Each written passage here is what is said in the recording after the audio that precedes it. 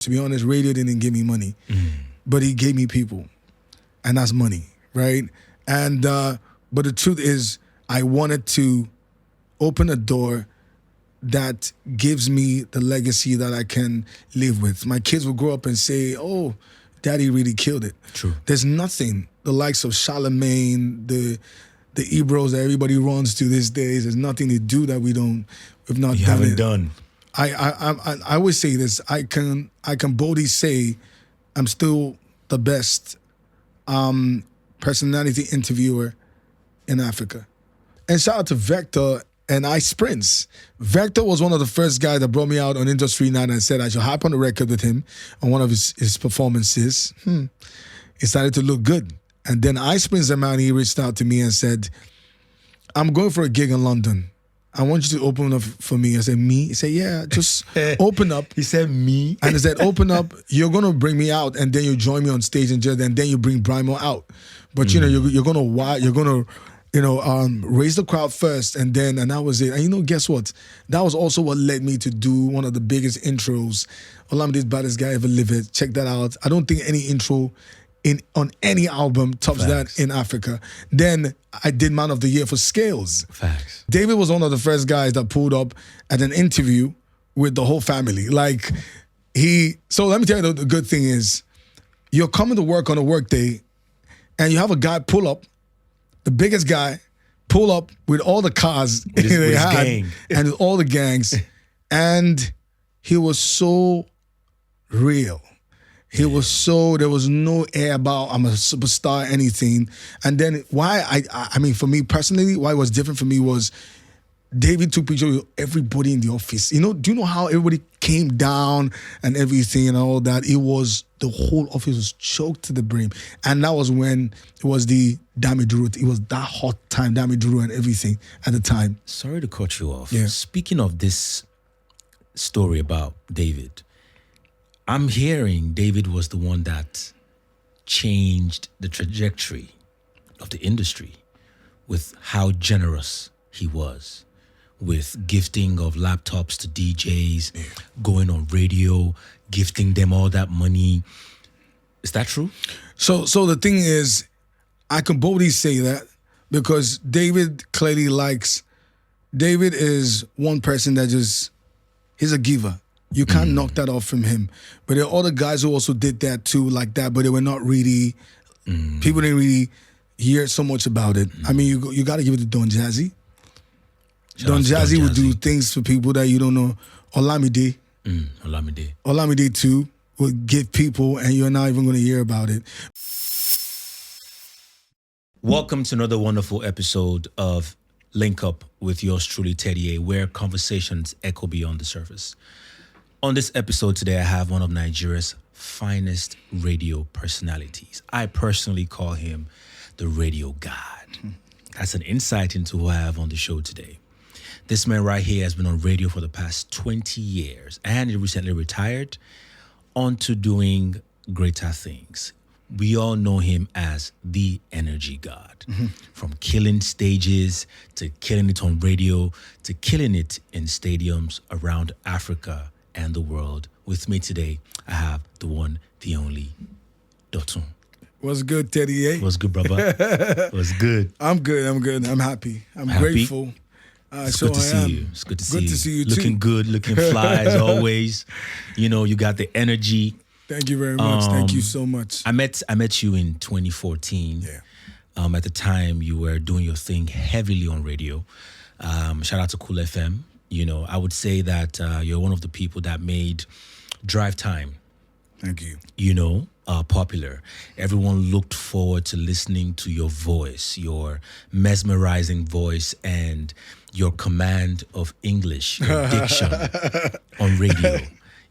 Everyone is looking forward to listening to him, to you rather, because you're right here on the radio. Yeah. And so let's talk about how it all started, for you. How did you know that, being a media personality was the way to go?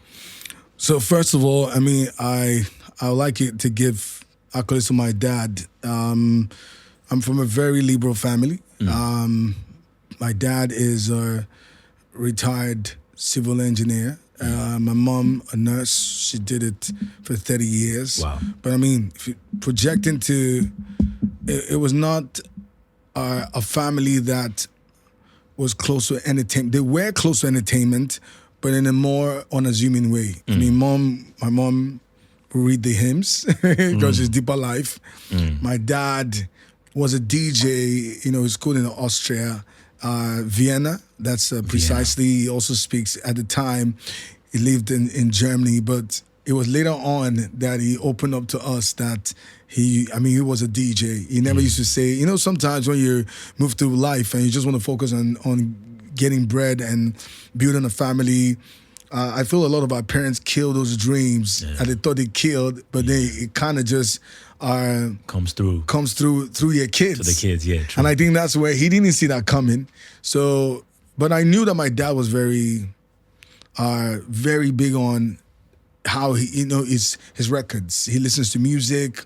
And I remember we used to have a turntable at home. This is vinyl. And I just didn't understand why someone will have in the living room, you have a speaker that drops from the top of the roof. Yeah.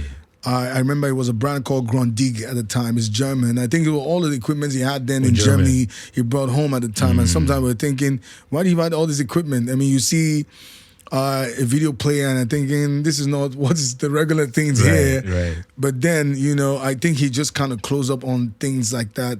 But then in the music, somebody who plays Peter Tosh, he was a big fan of King Sonny Ade as well. My dad played a lot of Orlando Award.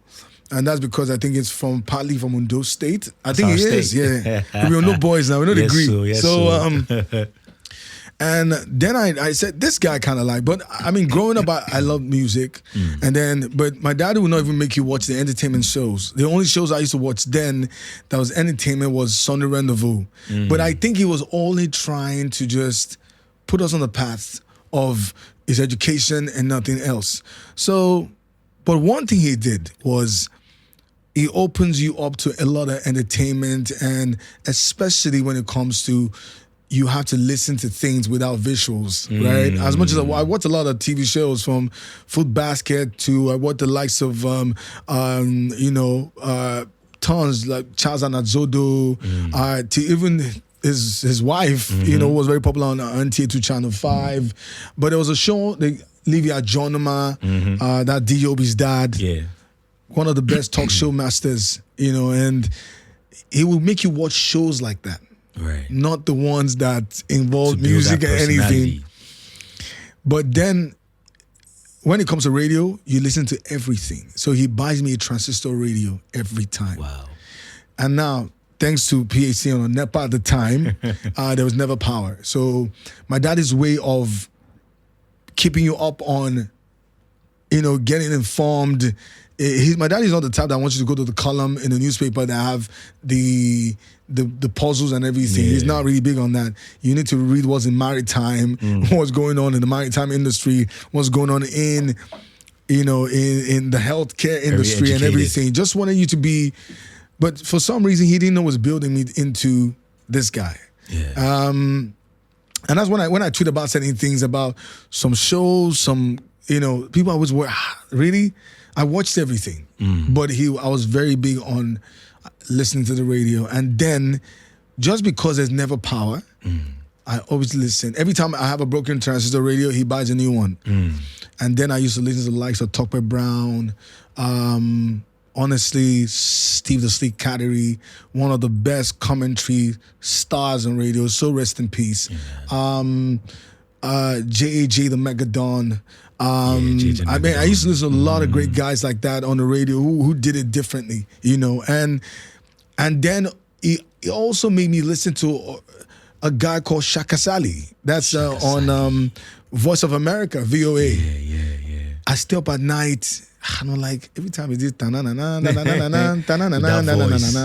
the guy comes and speaks and everything. I'm like, but he just built me into, he didn't know I was doing that. But then I realized that every time I go to bed, I was sleeping with a radio beside me. And then I get locked on it. Sometimes I have to do a commentary on something. Music plays and I just talk over it and everything. I just realized that I liked it. He didn't see that, but he didn't know it was building me into that. And the truth is, I gone into school of Communication, Lagos State University. I was one of the pioneer students there. I had a man called Mr. Nzeribe, so rest in peace. He was a teacher then, and he used to be one of the guys in APCON. He was a top guy in APCON at the time. And he just told me, he said, Dotun, you're very witty in class, spontaneous. And then he gave us a brief on there, because I majored in advertising and public relations, because I'm also big on advertising. I like when things come to life, how it is projected from branding to imaging. I love the fact that you can see a service and product and build it from scratch and make it into something larger than life. I picked that in school. I had radio and TV to pick. I didn't pick that, but I majored in advertising and public relations as a major under mass communication. And that was when I just felt, he just gave us a brief to do. He told us to do an advertising brief where you have to do voiceovers and stuff like that. And then I was in a group where I took that part. And my friends were like, and the man just said, why are you not just doing it? I was like, about this Lamba voice. And he said, oh, you could build into this. And then he mentioned likes of people like Dari. I remember the first time Dari came to our school, his friends with a classmate of mine. His brother was in my school, Afolabi. And Dari came to see his brother. I know Dari was the jazzy guy. Dari was known for, I think I was one of the few guys on radio that I think I picked a lot of things from Dari, because I dressed like, Dari is very fashionable. Dari goes to work like he's going for a TV show. So I heard about him. I didn't meet him, but I heard about him. And then he drove to my school one day on a power bike. I'm like, this is stylish. Like this is different. Yeah. And then before you know it, I just felt, I like to do this job, And before you know it, the guy called me one day and said, okay, I think it's time for your internship. Where do you want to pick? And then he mentioned Cool FM. He mentioned Rhythm. And he mentioned MITV. First of all, no disrespect. I first canceled MITV because, first of all, I think the fact that Labi Onro stuck in my head, I just said, I don't think I like. And they had Star I'm not FM really. that year. So I'm not a fan. Rhythm was hot at the time as well. It was. But Cool FM was fresh. Cool. Out of the box, cool, smooth. Yeah. And then they had likes of Max Sylvia. I used to listen to Ebele Yor. And then they had Dan Foster join in. Yeah. I just said, no brainer. That was it. But he didn't make that call quickly. I bugged this guy for a month. I know how many times I went to the, then you can call from phone booths. Everybody don't get phone now. So but then you could call and they're like, but I wanted that. And I like, Dotun, you're disturbing me. You're disturbing me. You're disturbing me. And he said, my friend, I have a friend. His name is Chris Obosi. And he called him up. And they just called me, come and start your internship. I remember the woman that picked me up when I was leaving radio. I just called her my mom at work. She cried her eyes out because she was like, I know this guy from the first day he came. And she was one of the nicest people to me till date. And that was how I started my journey on radio. I went there. I was a studio rat for years. I never got a break. It's not easy getting a break then because guess how do you want to get on radio? You had likes of Daddy Freeze on the radio. Yeah. You had Dan Foster on the radio. You had Olisa Adibo on the radio. Yeah. You had people like Tolu Ebele Yor. Yeah. This were voices without even putting them in front of a camera. Their voice had the power, the depth. Yes. I just said, how the hell did I get to this point? So it took me a while to hack it, but I had to wait for my time. It was a lot of battles and a lot of turn downs, a lot of, and that's why I'm tough because I grew to the ranks and then I become one of the, I just said, you know what? I became one of the guys who changed so many things when it comes to broadcasting. Yeah. You gotta look fly. I mean, that's it. It's beyond just having a voice. You must have a persona. And that was what it was, Teddy. And since then, and at the time, the radio show I held down that became prime time and was hot was a show that was only hosted by women. It was designed because they wanted to do a man, woman, man. That was how it was. But then they heard me over the weekend. I did a night show for years. I had great shows like Sleep Talk. I played the biggest songs at the time. Now, I was one of the few people that used to play Nigerian songs on the night shows, because then we had 70 to 30%. Shout out to the president at the time, I think Obasanjo, he came and said, it's local Nigerian, because Olisato was another champion in that space where he used to bring a lot of Nigerian music to the Yellow Top 10. I used to collate that show, and then I shared that chart with a guy called Tom Rounds. It was, those guys had syndicated shows like the Rick D's, had shows like Rick D's, and they send it over here. So what they do, they exchange those content with music here. And the first people they share Nigerian music through CDs. Then we send it and through emails or something. We do it through DHL, and then they pay me $100 then.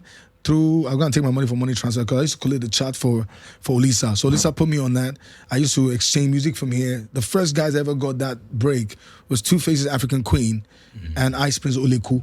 I remember even on the CD, they called it the Pop Express CD, in the bracket they put Oleku lyrics. Meaning that if you're going to listen to it, there'll be curse words in it. So, I read then Nigeriano, they do radio editing. Yeah, just make the records and there. But the truth is, those were the things that shaped me into, and breaking new music, breaking Nigerian music. And I think at the time they just felt Nigeria was the shit at the time. Yeah. It started to become the shit because we were championing that culture, and it was on. We were not jumping on what's hot already. It was things that we were bringing out and showing to the world music, and then they send us charts from other parts of the world. Yeah. And then the guy said, you know what, that's how we exchange music. So all the people that were on the charts, like the Mode Nines, Kale, Wawa, Alright, Nabaka by Jeremiah Gayang, all the Wizkids at the time, David from the first song he did with David Doe and Nato C, all those songs were exchanged. Then they decided to share it to other radios and syndicate it to other parts of Africa. That was how we could send music out at the time. And Yellow Top 10 was only going to 13 states. It's playing in Lagos, it's playing in Abuja, playing in Port Harcourt, playing in Benin all at the same time on different radio stations. So we've been exchanging and music content that was the best way you could do it. And then before you know it, that was what just grew me into it. And thank God, they said, the law came and said 70% local, 30% international, and that was the boom. That was when we cocked every single thing and said, you know what, we're not Nigerians, and now we're going to make it work. So all the culture of Afrobeat that everybody's jumping on now kicked off from the days when, there was no, now you can exchange music. Now then it was harder to exchange music then. The only time you get music now, So sometimes I had a recorder, if I have a CD, I want to syndicate it, I had this CD, we'll lace it in, dub it out, and share it. That's crazy. But shout out to Lisa Adiba. Shout out to Lisa Adiba. Now, I can say on radio, you're a legend. Yeah. You've been able to pave the way for a lot of voices. A lot of groundbreaking artists have come through you, giving them the chance, because you guys are basically the gatekeepers. If Dotun does not vet this song, I'm sorry. That song is not going up. I can boldly say that 100%. You feel me? So, being one of the most recognizable voices on radio over the years, and we're talking 20 years, how were you able to stay fresh, going in every day, feeling like, yes, I have a part to play, I have a role to play in what we have going on, this ecosystem? How were you able to stay fresh, and keep a renewed mind, a renewed mindset in what you were doing? Honestly, Teddy, first, I'll be honest, I think I am a child of grace. And I'm not going to say it, there's nothing to me other than the fact that I always owe it to God. I feel like I just came from, it was something that I was destined to do. And it might seem crazy, but I for me, it's a lot different because the way and the kind of hurdles I went through, even to this point, I probably never really thought in my mind I was going to beat it. But the fact is, sometimes then walking through doors was hard.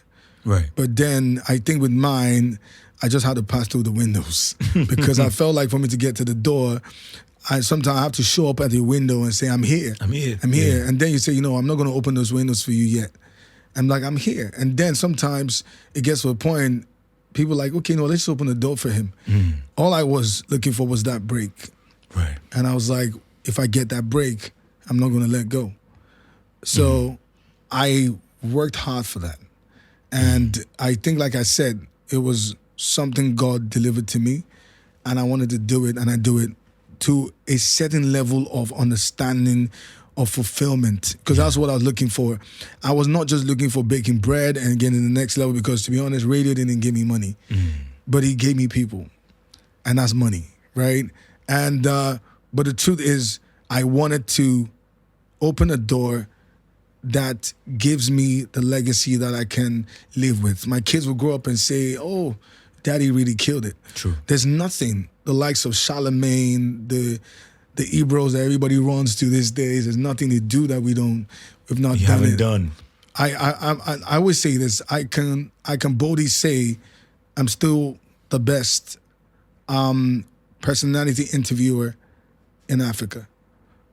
Touching any interviews that I see these days, sometimes I watch certain things, I cringe, but I understand that the fact is people have to do things the way they understand it. Right. You know, people pick their history from when they were born. But radio for me was passion. It was more than money. It was more than, I just wanted to set a legacy that everybody can see that this is how it's done, and it's done differently. And then I also thought it was nice to bring a personality to radio. Yeah. That's what the likes of the Ebro sell and the Charlemagne. There's something besides the fact that he talk about, you know, what's popular or what's not, talk about music. The fact is there is a persona to what they do. They are in a system that works, the structure. Yeah. You know, Naija, na Fejeron. Fejeron. You know, we run it based on Based on vibes, man. But what is different for me and what I've been able to embody over the years was I wanted to break music first. I wanted to be the Apple Music now, the Spotify now. Yeah. I wanted to be that popular DJ now. That I just wanted to use radio as a medium to break music first. And not just even new music, to be able to butter the bread of someone who didn't have a butter, and then just thinking in his head, how do I get to the next level? And that's why I can confidently say, you know, I mean, to be honest, radio kind of lost their wits over the years, where because the advent of social media and things changed. Yes. But then our consistency to stay that on top, I just wanted to be part of everybody's growth. And I mean, I can attest to a lot of stories. I was a beginner. I was always locked on beginners. You know, right now everybody's jumping on what's hot. You know, you don't blow finish. And then somebody would probably attribute that to a culture thing, or maybe something I started. No, it was built over the years. You know, and the fact is we're there. Now, I didn't. I left radio because I stopped finding fulfillment in it, because it was not the way I think I wanted to see it and how it was supposed to be fashioned. But I also understand that things change. But now, having to stay on top for this long and keep it fresh is simple. I believe in longevity, and longevity comes with you thinking outside the box. It also comes with you being part of a journey and sticking to it. Now, you are not going to see me tomorrow and think you might think, Dotun is different, but my ideologies are not different. And which means that it's about the journey, it's about the goals, it's about setting a legacy, it's about bringing out what is not there and turning and making it look larger than life. It's not going to change. I'm very neurodivergent. I'm not going to change because you think is going to pay my pockets or anything. It's just that I just want that thing to grow. And then that way my name can be attached to it. And I mean, tons. Shout out to Adekune Go, like so Johnny Drill. I have tons of stories firsthand where, you know, this is it. How do we turn this to gold? You know, and that was how I kept it fresh. And that's why you see the same people I had a journey with. It's still the same people. It's still my friends, still my circle. Same thing, because I grew with time. I grew with each time. As it changes, I'm growing with you. And I kept an open mind regardless, you know. And that's why I'm not going to do what everybody's doing. And at the time, even with radio staying fresh, I also realized that as radio is growing, I could also grow something from this. And that was when hype came. I grew hype from radio. Let's speak on hype. You coined a new a new persona for yourself. And I think this speaks to the amount of evolution that you've gone through. Energy God. Only one. How did that come about? Like, how did you, because, you know, everybody's like, yeah, I want to, you're on radio. Yeah. How did you think, you know what? I want to diversify. Think outside the box, like you said. That's how you evolve. That's how you don't stay boxed in.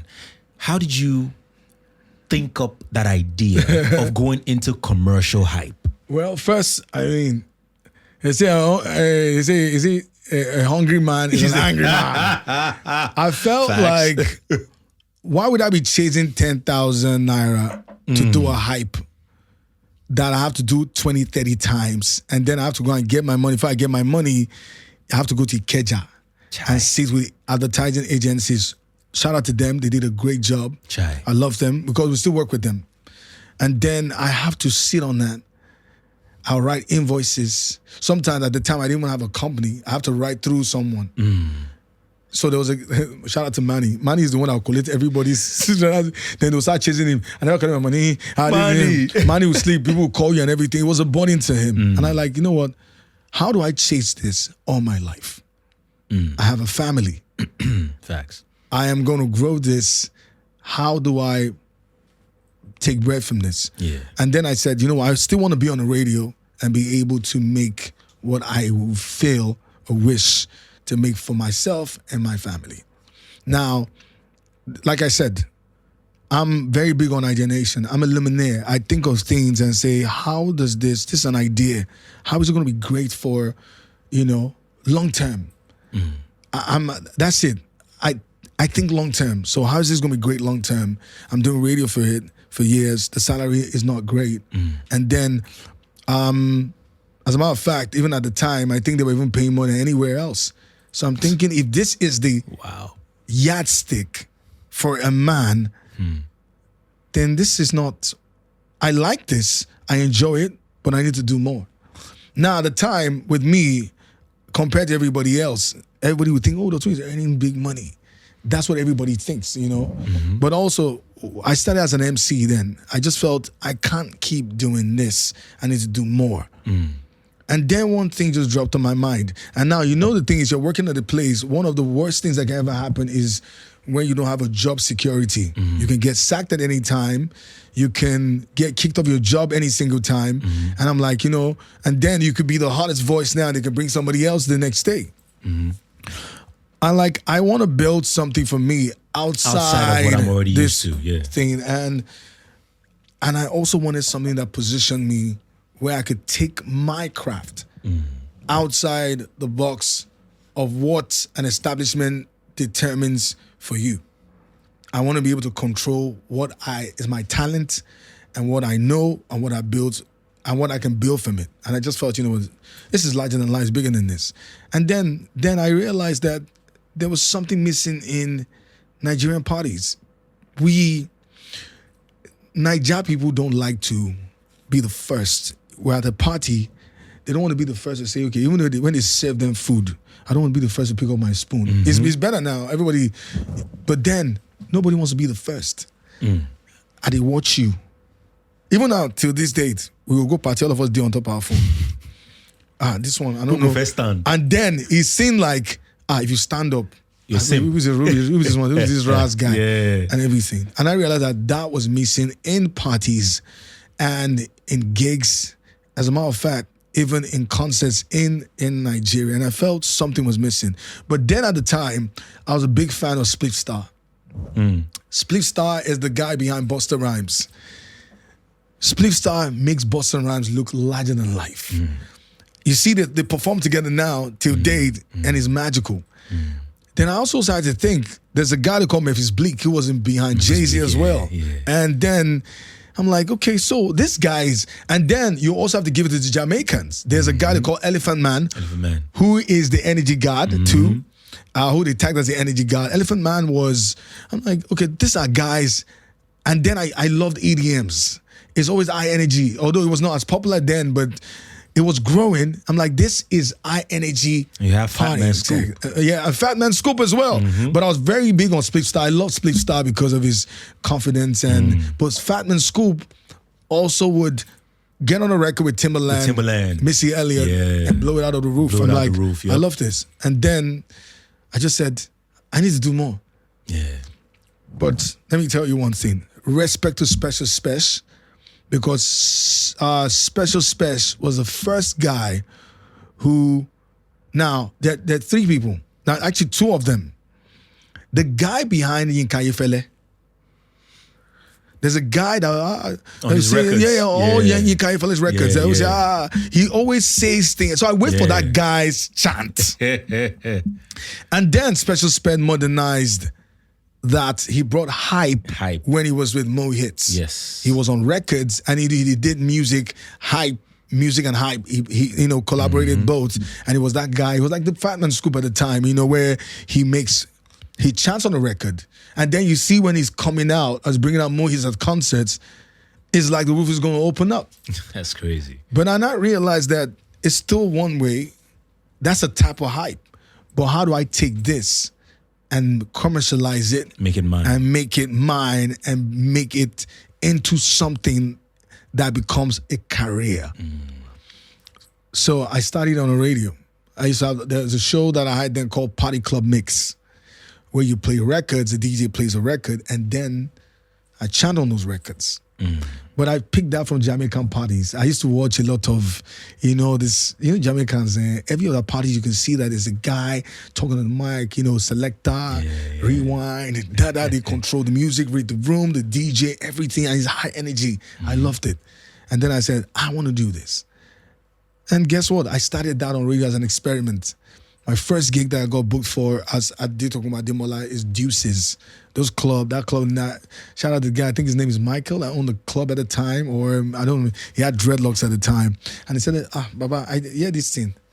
And at the time, it was a DJ at the time who they wanted at the club. So they wanted him and me. So they booked us both and said, that thing you do on the radio, I want it. Bring it to the club. My first gig at Deuces, one guy called me and said, Baba, this is not noise now. What are you? Why are you doing? A guy paid me at the club to just shut it. I didn't stop. I told her I refused the money. The guy was like, hey, maybe I should say, no. This is the future. And then it started like that. And then I was very different. I come to your table. I'm standing on chairs, hanging on the roof. And people are like, who the hell is this guy? He said hanging on the roof. And then it started to grow. It became a thing. And then I like, you know what? I don't want to be doing all this MCing. I like God, Joko today. How are you? You look good today. Nah, I was tired. I used to do a lot of MC jobs at the time, and shout out to Vector and Ice Prince. Vector was one of the first guys that brought me out on Industry Night and said I should hype on the record with him on one of his performances. It started to look good. And then Ice Prince, the man, he reached out to me and said, I'm going for a gig in London. I want you to open up for me. I said, me? He said, yeah, just open up. He said, me? And he said, open up. You're going to bring me out, and then you join me on stage, and then you bring Brimo out. But, you're going to raise the crowd first, and that was it. And guess what? That was also what led me to do one of the biggest intros. Olamide's Baddest Guy Ever Lived. Check that out. I don't think any intro on any album tops that in Africa. Then I did Man of the Year for Scales. Facts. That was it. And then this is now looking good. And then I can make money from this. Right. I can make money from it. And that's how he started. And then shout out to Olamide. Olamide reached out. We talked. We toured. And then Olamide used to do a lot of name drops. Olamide relation with me and him was beyond anything, because he also looked at me from an angle of this respect for what he did in broadcasting, what he had done for YBNL and a lot of musicians. Because the first time I met Olamide I met him with Adol, with Tony Payne. Raw. It was during the Enidoro time. Raw as hell. He was mad. It was hard. Like, who is this guy? And then imagine that guy grew And then we started to work, and it was magical. All the tours in London, America, it was off the chain. And I just felt, you know what, this makes sense. And before you know it, I said, you know, I want to take this to clubs, parties. I've done that in the club, but now on a larger level. Take it to parties, weddings, events. And the honest truth is, what was big on my mind was I wanted this to be a legacy that a lot of people can feed their family from and raise a career from. And then, however it is now, you know, I can say I'm the post-buy of commercial hype in Africa, untouched. Even anywhere in the world or anywhere. You understand? I can say that anywhere in the. If you see any Nigerian club or party, it started from those things. Now you understand how I need to banter the DJ. I need to learn to read the room. I need to learn to grow this and make it bigger and larger than life. And that's it. And now it became a career, you know, and it's a legacy. And truthfully, I left radio, but hype gave me so much life, and it still gives me. You know, to date, that's one thing I know, one career I'm going to deal to the end of my life. I mean, I feel if I'm going to get on the radio, you got to have my cheddar. If you don't have that right money, the only thing that made me go back to radio is you got to have that real money to make me go back there. I mean, I'm working on other things but I just gave myself this year, focus on my hype, focus on the hype, focus on my own identity company, my booking agency, and me, you know. But the truth is, that's what I wanted it to be. It is what it is. The first time I went to Zambia, shout out to Shola Oke. He took me to Zambia, and Nike Odutola. They didn't understand what he was. They said they're bringing a guy. So people on the post, like, who is this guy? So he's a hype man. What is that? Shout out to Zambia. All my friends in Lusaka. Now, I did that. They took me to one of the biggest bars there, and they shut it down. With the drummer, every single thing, the chants, the hype was crazy. And that was it. And then they felt, this is different. And shout out to people in Zambia. They have hype men in their clubs now. They reach out to me till this day. And, you know, I'm a mentor to so many of them. And that's the truth. That's why I kept it. And that's how hype started. And that's it. And that's what he is. And that's what made me the most money ever. Hype is alive. It's still here, bro. Awesome. If you love to be a guest on the show, be a sponsor or a partner, make sure you send us an email at the details at the bottom of your screen. Dotun. Baddest. See, the energy where you they exhume, where you they come out from your body. Let me ask you a question. You've been on the radio for so long. You've come in contact and had conversations with so many people.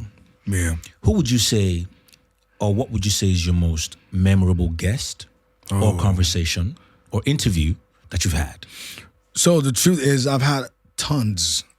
And that's why I said sometimes I watch a lot of interviews where you see an interviewer who plays to the gallery or wants everybody to feel like, you know, you're everybody's friend and guy. Shout out to whoever, I mean, everybody doing what they do. They know how to do it the best way they can do it. But I also feel like it's more than that. You know, you're passionate information, but you also have to cater for every single person who listens to you. People might have their diverse interest about certain people. They might have their own opinion about everyone. You have to be able to cover every single thing, just to be able to cater for everybody other than yourself. And that's what interviews have done. I always tell people these days, from podcasting to radio to even doing interviews, it's not about you. It's about the people. Yeah. It's not about you. It's about the people. It's about the people. The people who might have their own different opinion about whatever conversations you're having. You know, it's beyond what you think it is or what you think it's supposed to be. It's about, you know, the focus is about the music, is about the lifestyle conversations, it's about the topic, and it's about the people. That's the same way I tell a lot of people who get on the radio. It's not about you talking about yourself. It's beyond that. It's about the people. It's beyond you. It's just a job that you've done, you took, and you can find a better way to do it and find your own style or however you want to do it. But it's beyond that. And that's why, you know, at the time on radio, the biggest interviews come to me. Shout out to Daddy Freeze. That's another great interviewer as well. Because, I mean, memorable moments. I remember the lady who acted in Thin Line Between Love and Hate with Martin Lawrence. Her name is Lynn Whitfield. She was also in Greenleaf. Right. Greenleaf. Great energy. And she told me straight up on, like, I like you. And that was, I was, young, aspiring, and I had the fire. It was the same time I interviewed Chris Eyre, who before the change, shout out to my livelihood and all the guys doing, he's the king of, I think, diamonds at the time, Chris Eyre. I think he did diamonds for likes of Jay-Z and all the rest. And he was in Nigeria as well. So it was on the same day. That's Chris Eyre, Lynn Whitfield, and Tichina Arnold. If you've watched Everybody Hates Chris, his mom. Okay. They were all in Nigeria. Oh, okay. So imagine you have to, a young guy, they called you up and say, take this interview. These are guys who are big guns in the business. You have to do your research. It was crazy. But, I got into it, felt very comfortable. Like I said, it's not about me. And then we had a conversation and say, and the lady said something. She said, you kind of remind me of a broadcaster in Atlanta. I said, oh, really? I said, oh, yeah. She's like, Breakfast Club? Yeah, she was just saying, like, you've managed this properly, asked the right questions, and, I don't feel any tension coming in here and everything. And then that was one of my memories from the conversation and how it all panned out. I loved it. Now, coming home, there's nobody in the big fours, or big 5, or big 6, or big 7, or big 10. The good thing is, energy guy. I think I've spoken to every single person on different stages. True. Now, from when there were the diamond from the rough to, then it became a stage of the believability of what they're doing. And then it rose to the point of, now these are kings and queens now. For every stage, I had conversations with all the big 5 and big 7s, and it was at their prime. I remember my first interview with Wiz was days before, I think, I Let Your Boy. I think after I Let Your Boy, before the Superstar album. That was with Wizkid. I think the first time we ever had to have a conversation on his music and everything was through Osagi. At the time, it was his first manager at the time. David was when he had the Back When, before Back When, actually. I think it was Back When. And actually, I didn't interview Davido the first time. It was somebody else who did. And later on, we had a conversation. David was one of the first guys that pulled up at an interview with the whole family. So let me tell you, the good thing is, you're coming to work on a work day, and you have a guy pull up, the biggest guy, pull up with all the cars they had gang. And all the gangs. And he was so real. There was no air about I'm a superstar, anything. And then for me personally, why it was different for me was David took pictures with everybody in the office. Do you know how everybody came down and everything and all that? The whole office was choked to the brim. And that was when it was the Dami Duru. It was that hot time, Dami Duru and everything at the time. Sorry to cut you off. Yeah. Speaking of this story about David, I'm hearing David was the one that changed the trajectory of the industry with how generous he was. With gifting of laptops to DJs, going on radio, gifting them all that money. Is that true? So the thing is, I can boldly say that because David is one person that he's a giver. You can't knock that off from him. But there are other guys who also did that too, like that, but they were not really, people didn't really hear so much about it. I mean, you got to give it to Don Jazzy. Don Jazzy would do things for people that you don't know. Olamide too would give people, and you're not even going to hear about it. But now the thing is, that was why, let me be honest with you, with them, that's why the trick is they were very big and core on thinking about other people that are doing it for them. They recognized that there are other guys who could do this, and we're not here, but there's a DJ down there that doesn't even know me. There's that broadcaster who's there that might need something or whatever. They were very, very, everybody does things differently, but David came with the energy. With the energy. You know what I'm saying? And then the truth is, because of the standards of which they put him, people really don't even think he would come and do such things, because they're like, I mean, there are a lot of rich kids who didn't do anything of that sort. Right. I don't want to mention names, but they were all about themselves. But David was very, very different. As a matter of fact, I mean, the truth is, I can say categorically, aside David, you see Don Jazzy, Olamide, they do things, this coded, they just do it and all that. And then and that's why you could tell that, when people think about things and they think, oh, I matter, So I think it's just from the approach or how it was done. David made it a thing, and there's nothing he does that is never out there like Very that, selfless. So all these things they say people like Don Jazzy do now, he's been doing it then, just codedly picks and he does it. So changing that now seems like, the truth is, there's always a post boy for these things. But you can also knock off the fact that everybody knows that. They know that everybody knew Don Jazzy for giveaways. Olamide's was pretty an era quiet. for that. Yeah, Olamide's pretty quiet about his, but he does a lot of things for a lot of people. I'll be honest with you, and that's a fact. And to be honest, moving forward over time, over the years, I think it also means that's why if you notice everything that comes from them when it comes to that industry, people take it a lot seriously. Yeah. People feel it's because of, it's not about favoritism. It's because they recognize on the food chain the people that are low on the bottom, that work as hard to get everybody up, but they're never. I was just a few of the people who stood out in my industry. I mean, I could call a few names. Tools, Tools, Bemi, Olisa Adibo, Daddy Freeze, Manny. They kind of just took it upon themselves, like, I want to do more for myself aside having to leave off what I'm doing. So, and then they built what they call respect, and that respect have grown them into what they are, and that's what they eat with. Yes.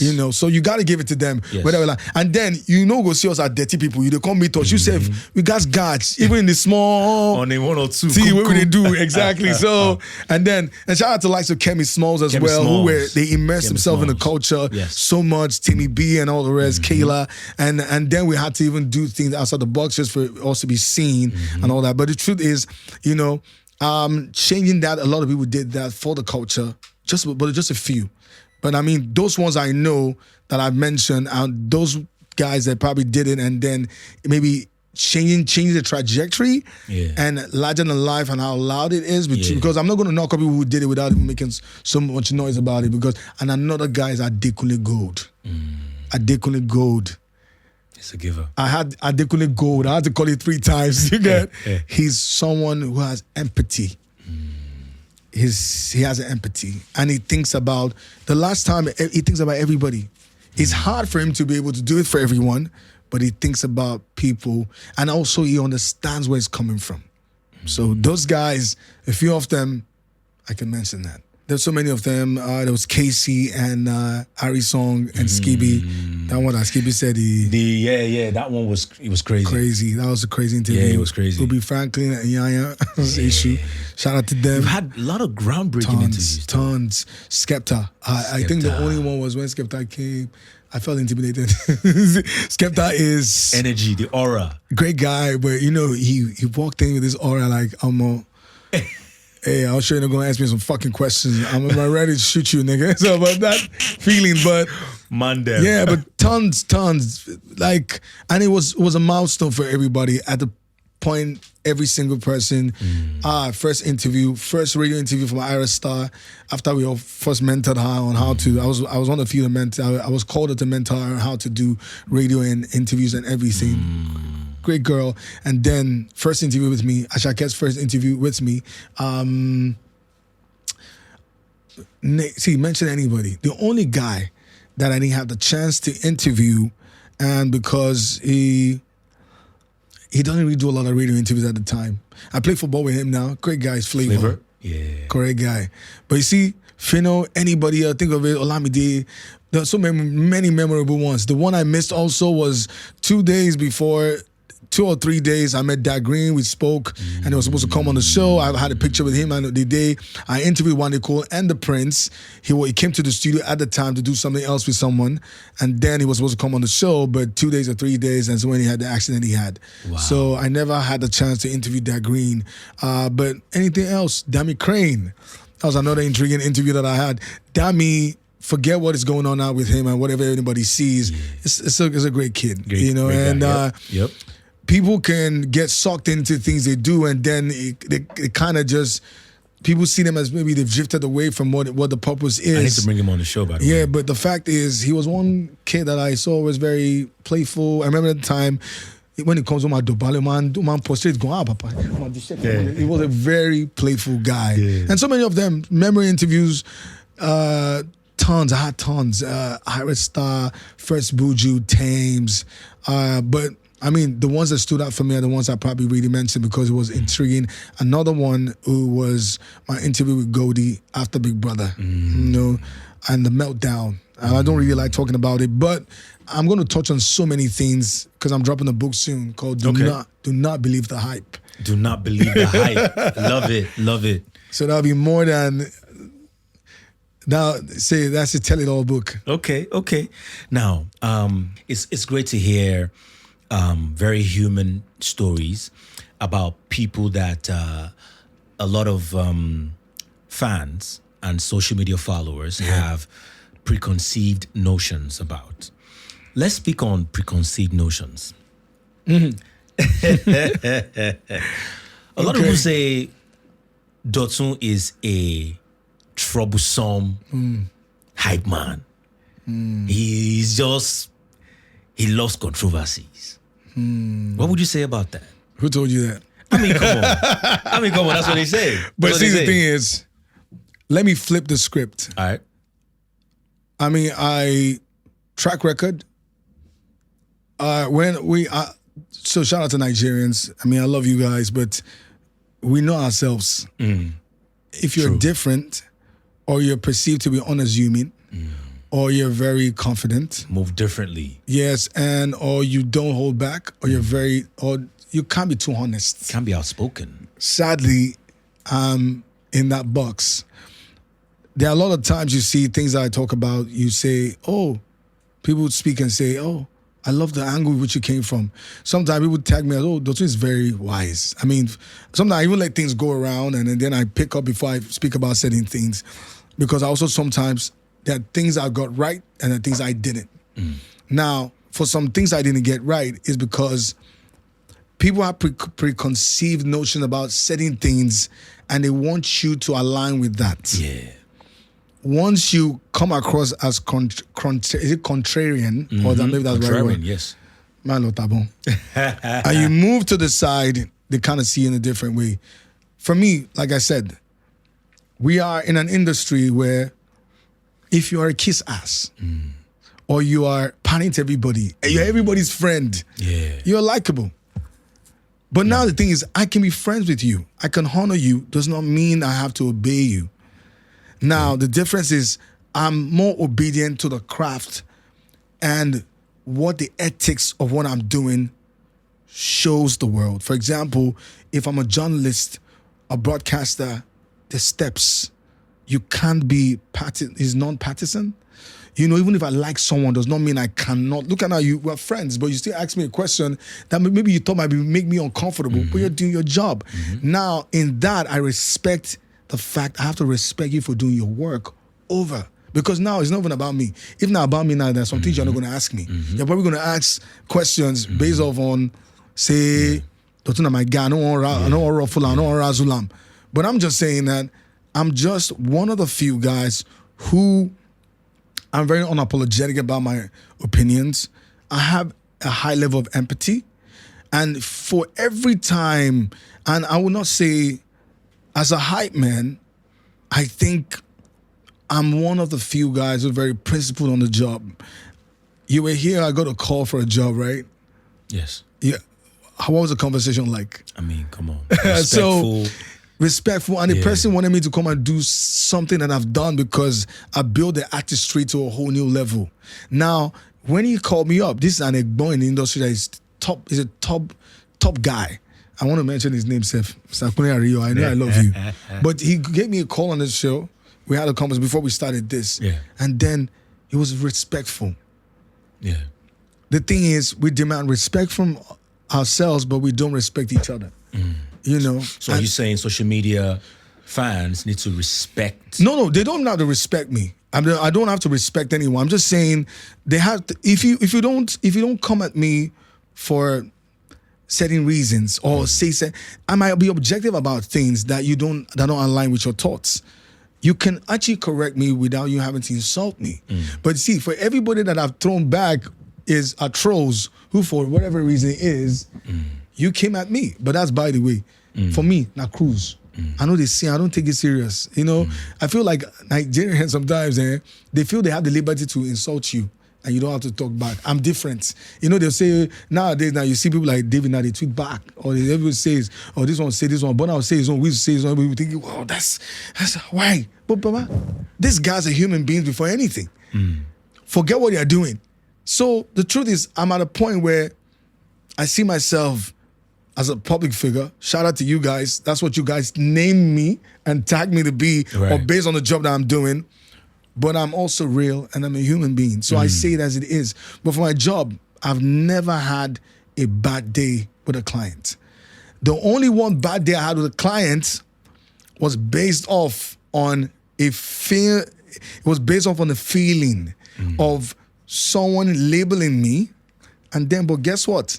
The year after, the lady refused to book me. And then when they kicked her off the job, somebody else said, that guy that did that job on that day or that same day, just because I was very professional. I don't pan to, we can be emotional when it comes to the work. Right. But it has to be emotional intelligence where it's latched with it. So we don't really like people that are principled or anything. And I've never had a bad show. I've never had a bad client. You know, you can say Dotun is a troublesome guy on Twitter, right? But when it comes to my job, my craft, and radio, like for example, how do you come late? Would you go late to an Ebro interview? Would you go late to an interview with Charlemagne? You're not going to go late, or you're going to go on late to an interview with Big Boy. We take so many things here for granted. And then when you come, because you think, there's not the guy where I see. But then when I'm in my box, I'm a different guy. Right. I am more loyal to the ethics of the job, of the craft, over the fact that we have a friendship, or over the fact that we're my industry guy, or any more than that. And that's the same way. There are three things I owe to you as a client. I owe it to you to carry out your brief. I owe it to you to read the room and the crowd, or whatever you're presenting to me, or whatever I'm going to do. And the third thing is I owe it to you to deliver at the right time, at the right place, doing the right thing. Yeah. So once at the end of the day, we're also in a place whereby things are seen as good, are seen as bad. Person go do things where they okay. They say no, they okay. Person go do things where no, they okay. I don't want they okay. Yeah. I'm just not that guy. Yeah. So you also have to understand at the end of the day, I have principles, I have standards, and I also apply a lot of emotional intelligence in the things that I do. On the work, on the job, is the energy guy, deal to the T when completely different guy. There's another Dotun that is the daddy, you know, and the then family man, and that's it. Anything more than that, you know, that's it. So whatever they call it, whatever they want to tag it, I love it. The fact that at the end of the day, recognition also comes with different tons. It comes with different roses. Sometimes a better rose, sometimes a better tons. It's just the one you pick, and sometimes some go choke me. Sometimes I sleep on a bed of roses. I'm great, you know. And it comes with it. That's it. All right. Now, I want to talk to you about the entertainment industry. Yeah. In particular, the music industry. You've been there for quite some time. Like you rightly said, you've been, I guess, in the forefront of a lot of emerging artists that then evolved into them becoming. There's a lot of influx of money into the industry right now. Yeah. How would you say that has affected emerging acts and the structure that we have in the industry right now? Well, first of all, as much as they think the craft pays a lot of money, if I want to compare the minimum wage to the CPM in Nigeria compared to anywhere else is pretty bad.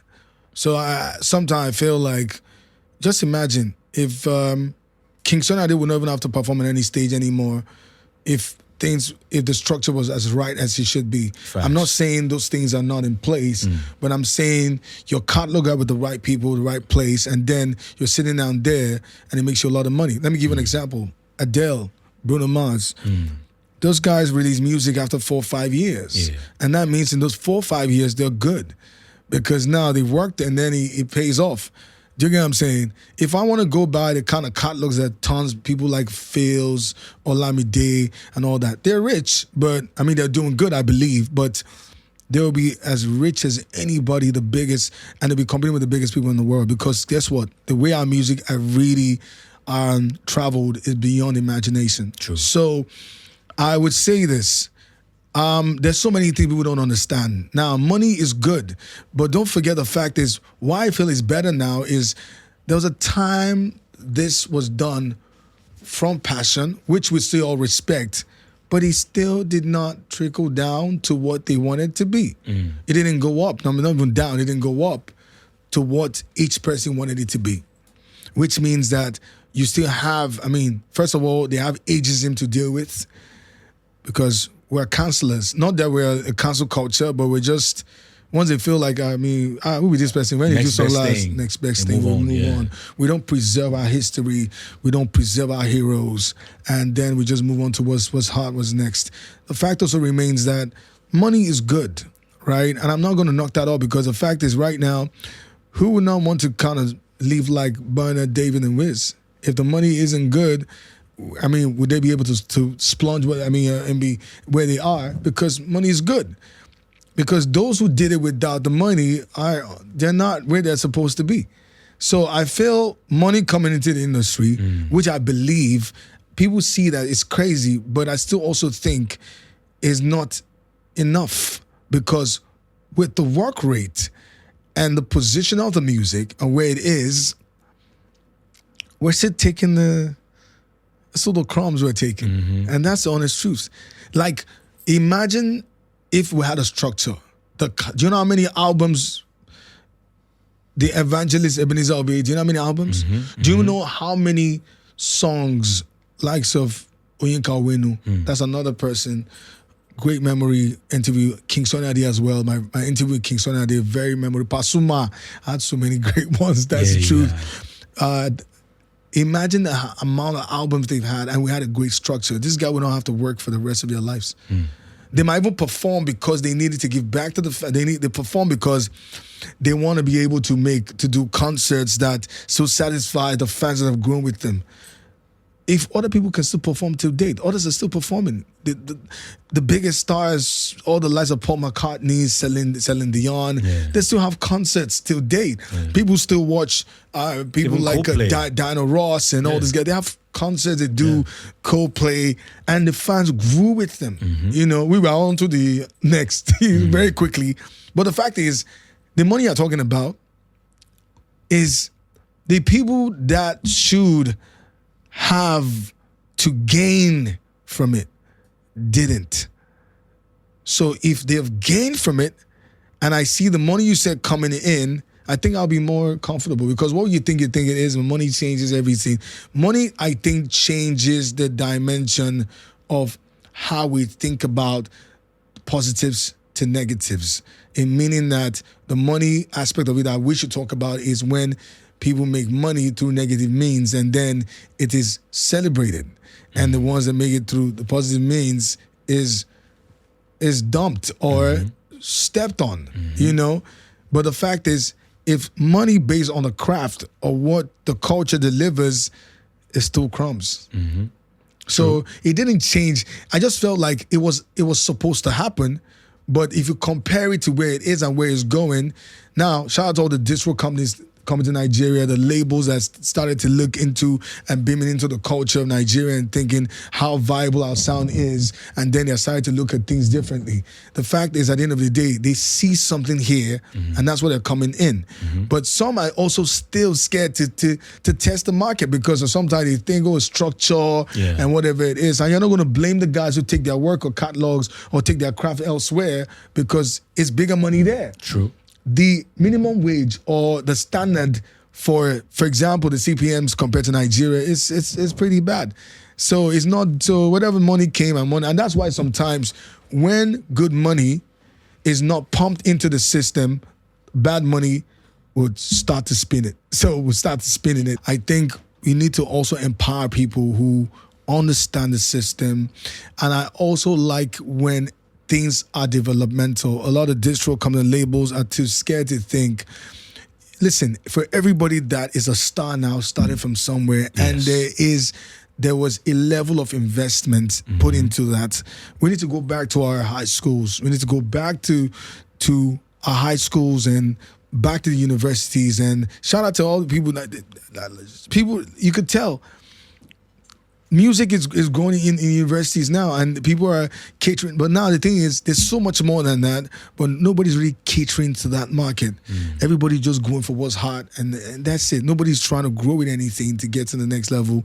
And for me personally, except for that. So, and that's when the bad money will keep spinning. You know, because everybody just wants quick cash or want a quick fame, and then they can latch on or sign whatever they need to sign to get to the next level. But I feel like more companies or more music platforms need to start looking at things because now it's saturated already. Everybody's going for the same person.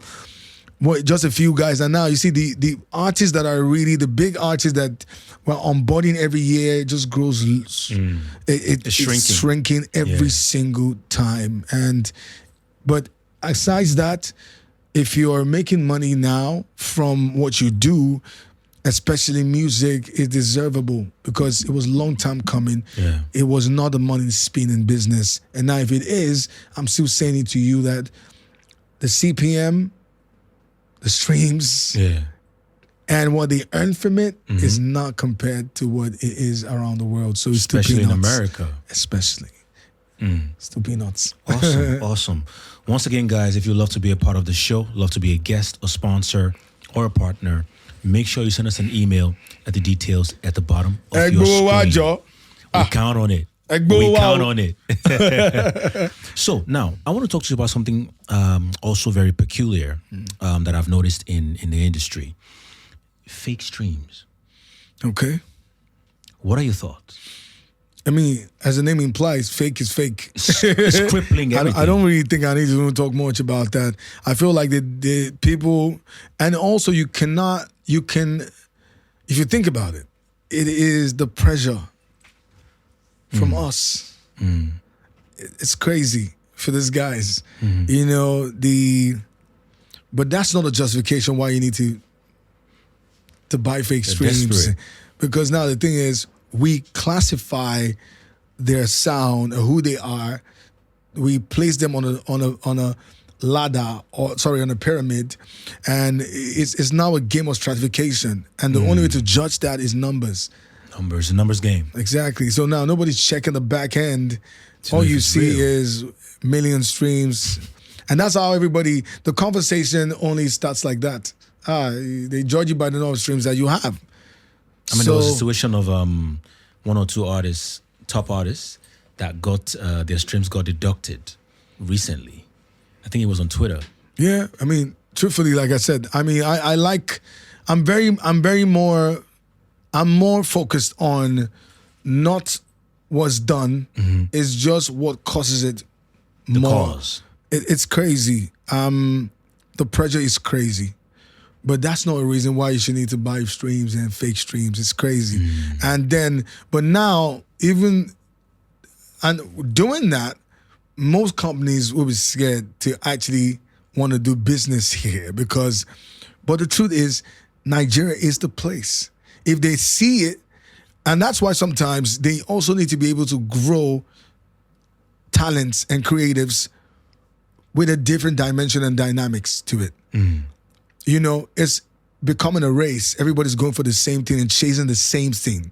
Now, the biggest companies with the money want the guy who's the top guy, which I don't blame them. Everybody wants to make money is business anyways. But now the fact is, the only way I can have a conversation with you and walk into the room is the fact that I can tell you I have numbers. Yeah. Nobody's talking about how viable your product is. Even sometimes you're doing something garbage or anything, but the fact is, as long as you can boast of numbers, you have a core, a community of people who can latch onto your talent or whatever you're delivering, it is what it is. And it's sad sometimes because it gets kind of close the door to the real talents, and then they have to hustle to get the numbers. And that's why you see there's always this praise for people who, once they can put you on, forgetting the fact that there's some things you're doing to get there, people forget about the talent. It's about who can give you the most numbers. So, speaking of talents, real talents in the Afrobeat space or any other genre, that we have here in Nigeria, I want to tie that to the gatekeepers and also to the influx of cash into the industry. Right now, I think we're at a phase where a lot of music record labels are having a tough time, staying afloat because no one wants to spend their personal funds into pushing artists. How would you say, or how would you advise record labels, talented artists to, mitigate the issues we're having right now with the influx of cash? So the thing is, it's both ways. You're going into a business, you must have a contingency plan, which means that there have to be an opening for risk. That's for the label or any business owner. Talent itself. You also have to understand, as much as I have a talent, if nobody put money on it, you're not going to get to the next level. Facts. So if you're not ready to do it by yourself, right, you also have to respect who's ready to put money in it. Now, the fact is, because you also have money to put on a talent, you also have to be considerate of time, considerate of recouping. I know all these things come into play. You also have to be considerate of, as much as you're putting money into this, there's also a side that if it's not a symbiotic relationship, it will crash. And that's why you see there's a lot of record deal conversations that go left and then everybody ends up fighting and everything. It's not about the money. If I have the money, you have the talent. Now, both are money. One, this is physical cash. What you have is also money if it's turned around. Equity, yeah. Exactly. And now what you have can make me grow my money. What I have that's money can make you grow your talent. So it's a symbiotic relationship. As long as we start to understand things like that, I know that at the end of the day, you're not doing me a favor, same way I'm not doing you a favor. The label have to recoup. It's the business. But also you have to consider time, and that's why it's not always great to have stringent record deals, and it's crazy. Where so much that the creative get to a point and they get burnt out, and then they end up being bitter. I'm not also going to knock off the fact that some talents are selfish and then they only think about the paper. And because the truth is with them, they also have a lot of pressure because the first thing is you make one record, how is it blue? I mean, I ran my own record label, Eclectic Entertainment. I signed Pepe Nazi. That's my own blood brother.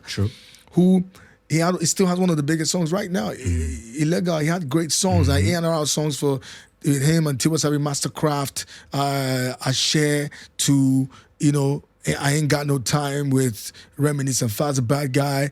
Make great records. Phil's produced the first Illegal, featuring Olamide and all that. I've been there, I've done that. And I'm still willing to open that door. But the thing is, you also have to know your strength, And then, at the end of the day, did I make money from that? I didn't. Also, that's my own blood brother who had a great talent, and all that, whose music is still timeless till date. True. But now the fact is, you also have to understand that the business is not for everyone. So don't go into business of music or entertainment because you have the money. You also have to learn about what you're putting money into. Now, as a talent, there also has to be a level of education on both sides, both ways, so everybody can benefit. Once it's not seen as a symbiotic relationship, it will crash. It is. It's like a husband and wife situation. I mean, I'm not in the best position to talk about that, but the fact is, at the end of the day, it means that every party needs. You can't love someone that doesn't love you back. True. And it's both ways. You have to love yourselves. And even if you guys are going to part ways, it could be amicable. I mean, Ice Prince came out recently and talked about he was the only artist. Then, a lot of people thought, what kind of record is that? But that's a good record because the fact is, he's saying that with everybody I've been with, I still pick them as family. Meaning that we had deals, we shared money, but he didn't have to get to the point that he got to. Why do I have to fight for us to part ways? We don't have to do that. But somehow, some party sometimes sees it that way. So that's where your contract, your conversation, your bargaining power comes in. You must have a representative on both sides and a good representation before you put pen to paper. Makes a lot of sense. It's been so wonderful speaking to the energy god. Only one. D.O. to the what? You know the rest. I have one last question before I let you go. You're a busy man. I know you have a packed schedule. Yeah. Dotun has a book. Energy God has a book coming out. Let's speak on that. Okay. So the thing is, I feel like sometimes I feel like when you talk about your craft and then you have to always remind people, I don't have to remind you who I am, but sometimes it is necessary. A reintroduction. Because, the thing is, you also have to understand, like, for example, now, go on ChatGPT, top 20 hype men in the world. I mean, from likes of DJ Khaled, Fatman Scoop. No, check it on record. I'm not going to hold that back. Check it. Clock it. Top 20 biggest hype men in the world. I'm number 20. There's no Nigerian on that. That's crazy. Now, but the thing is, Nigeria is a place whereby conversation and information flies over your head. Now, the thing is, I've brought artistry and, happiness, joy, genuineness, renovation, rejuvenation to entertainment space. I feel like hype is now alive. It is alive. It's a legacy, and I mean, everybody got to get credit for what they've Poco's done. doing also. Exactly. I love him. Poco is one person we talk when we have to talk, and he's a great guy, very respectful. I respect him too. And like I said, there's nothing anybody that is doing that's bad. There are different levels of hype and how he's done. It's like music. There's rock, there's pop, and everything. Just that at the end of the day, sometimes we also have to understand that something is growing, grows fast, and whether we have to run it, we got to run it by the right people. And Poco is one of them. So, for the craft itself, and it has to stand the test of time. We don't want to bring any type of wrong conversations into it. So the fact is, for me personally, I realize that sometimes I don't get booked for international shows for some, but the reason is very simple because there's some things that I also have to understand when it comes to standards. I'm not going to take, you don't even have to pay me that great, but you see hospitality, that's it. It's the basic things that work and everything, but that's it. I mean, I've been able to conquer Nigeria. I'm taking the craft elsewhere. I'm taking it to Africa. I'm taking it out. But the fact also remains that in whatever we're doing, in any legacy you're trying to build, you have to understand that it's not just for you, it's for everybody. It is for everybody. So, I mean, for the book, it's going to be a lot more about a deeper side of me. Okay. There's so many things about talents and creatives that you see, and you've made your misconceptions about them, or you've boxed them, or you've created a life they don't even have. Maybe sometimes it can be projected from what they show you, but I'm not the type that shows you what I don't do, But also, I also have to let a lot of people know, growing in the business, that it's not an easy space to be in, and we also face tough times, right? I mean, like I said, I'm happy I look good now. The last 2 to 3 years down the line, it was a tough year for me. Not even about working hard and getting there. Sometimes, you be working and you kind of feel empty about it. But the fact is, we need to start talking more about ourselves. Men need to start speaking out more. Mental health. Exactly, and mental health. And more importantly is, sometimes take time and focus on what brings you the joy and the most happiness ever. And I'm in a good place right now. I'm in a good place. Shout out to my gym. I want to give it to them. Hey, shout out to all gym rats, all gym bros. Yeah. You know what? Yeah. You know what gym does. You guys to have us. opened my mind, and besides all of that, I'm now right now working on my own stuff. My identity company coming up. My own podcast is coming up very soon. My book as well. I also run a booking agency that I've been running for a long time. Nice. And all that. Nice. And more importantly is hype is alive. Oh my goodness. I love it. I love it. And so the gigs keep coming. Yeah. But the thing is, for everybody out there, I know how it is. I don't want to make a compete with our fave. Because me, I bring energy and fire. That's it. And I always say this, there's only one energy God. Energy God. That's it. Period. All right. On that note, we've come to the end of another scintillating and exhilarating episode of Link Up with yours truly, Teddy A. I hope you've enjoyed my conversation with the one, the only Energy God. Make sure you follow, like, share, subscribe on all social media platforms. Follow us on Instagram at ECHOROOM_. That is Echooroom on Instagram. I'll see you next time. Same place, same channel. Peace. Love. Hey, what's good? They call me Deal to the Team, Energy God #1. And I'm not playing caca. I'm hanging out with the one and only Teddy A on Link Up on Echooroom.